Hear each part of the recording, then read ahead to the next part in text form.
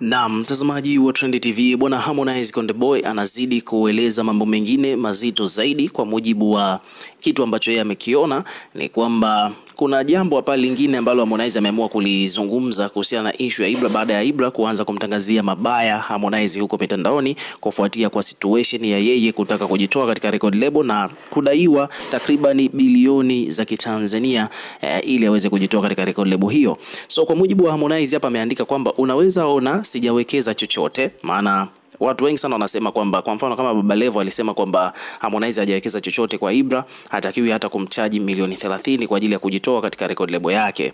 Sasa hapa Harmonize amekuja kujibu kuhusiana hiyo issue. Ameandika kwamba unaweza ukaona sijawekeza chochote, ila tambua kwamba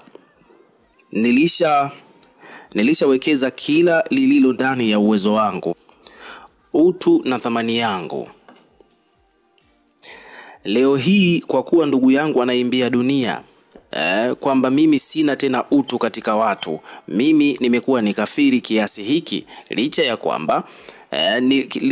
ya kwamba niliwekeza na mkaona kabisa kwamba mdogo wangu kama malipo ndiyo haya, basi kama mbwai iwe mbwai, lazima ulipe hilo deni kaka, don't need you anymore, pay the label.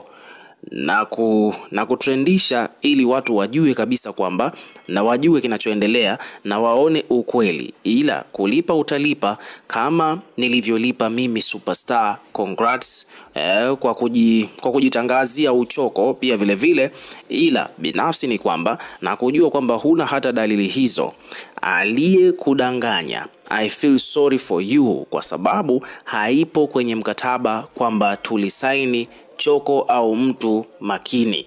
Ameandika hivyo Harmonize. Kwa hiyo Harmonize bwana sasa ameamua kwamba akomalie, kwa sababu Ibra mwenyewe ameamua kwamba iwe mbaya, bora hata angekuwa mpole, lakini anaona kama vile Ibra amenyanyua kijogoo juu. Sasa basi amemkomalia kwamba atalipa. Na kwa mtu yoyote yule ambaye anayeona kwamba Harmonize hajawekeza kwa Ibra, wakumbuke kwamba sasa hivi wamemfahamu Ibra kwa sababu yake yeye, kwamba yeye aliwekeza hata kwa uwezo wake ulipoishia.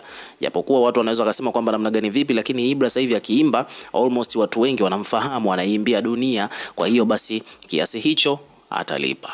Umeona bwana. Kwa hiyo Harmonize ameamua kwamba kama mbwai iwe mbwai. Ukiwa kama mdau una kipi cha kusema, weka maoni yako katika comment section, tutakuwa tukisoma na kureplay kila comment, na pia hakikisha una subscribe kwa ajili ya kupata update zaidi.